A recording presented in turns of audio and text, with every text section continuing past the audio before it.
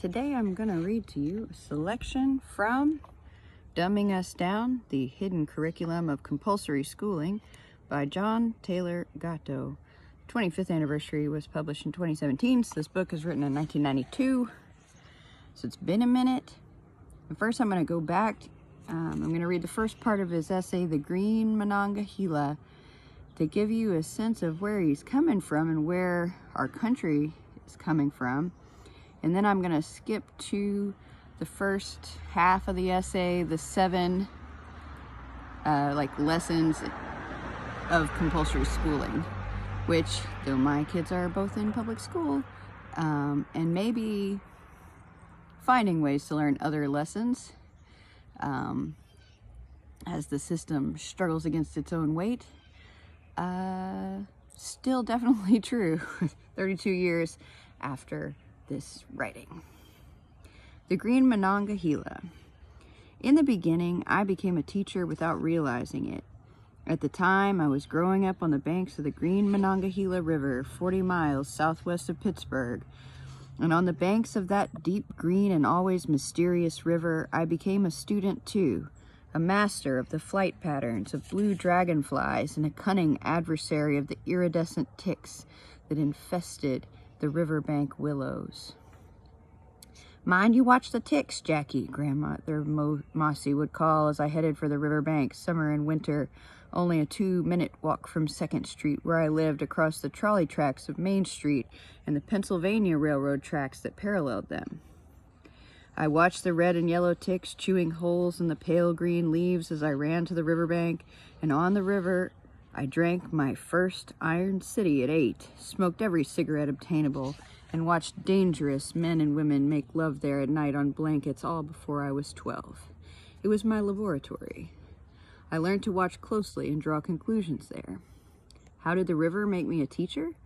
Listen, it was alive with paddle wheel steamers in the center channel, the turning paddles churning up clouds of white spray, making the green river boil bright orange where its chemical undercurrent was troubled, and from the shore you could clearly hear the loud thump, thump, thump on the water.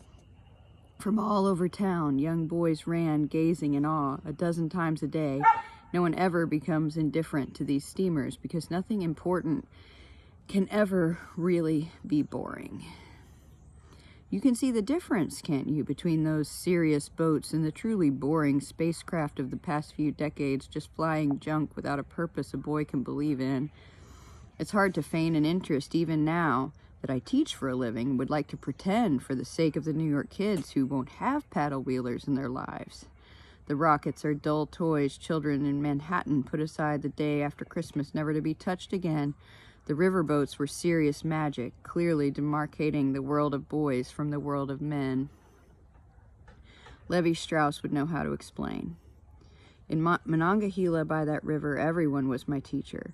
Daily, it seemed to a boy, one of the mile-long trains would stop in town to take on water and coal, or for some mysterious reason.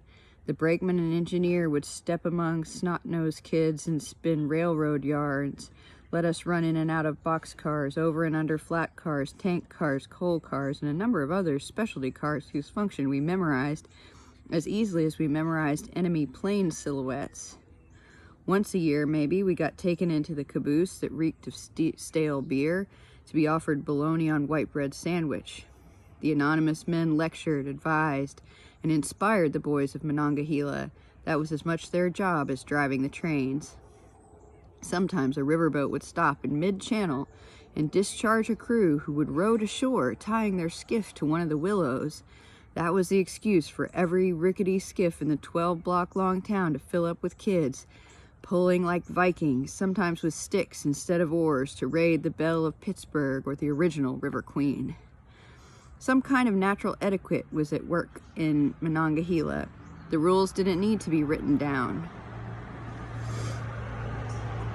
We didn't whine when our time was up. Men had work to do. We understood that and scampered away, grateful for the flash of our own futures that they had the time to reveal, however small it was.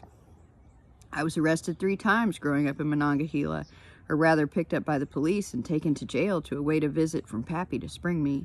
I wouldn't trade those times for anything. The first time I was 9, caught on my belly under a parked car at night, half an hour after curfew. In 1943, blinds were always drawn in the Monongahela Valley for fear that Hitler's planes would somehow find a way to reach across the Atlanta to our steel mills lining both banks of the river. The Nazis were apparently waiting for a worried mother to go searching for her child with a flashlight after curfew, and then whammo, down would swoop the Teutonic air fleet. Charlie was the cop's name. Down to the lockup we went, no call to mother until Charlie had diagrammed the deadly menace of Goering's Luftwaffe. What a geopolitics lesson that was. Another time I speared a goldfish in the town fish pond and was brought from jail to the library where I was sentenced to read for a month about the lives of animals. Finally, on VJ Day, when the Japanese cried uncle, I accepted a dare and broke the window of a police cruiser with a slingshot. Confessing, I suffered my first encounter with employment to pay for the glass, becoming sweep-up boy in my grandfather's printing office at 50 cents a week.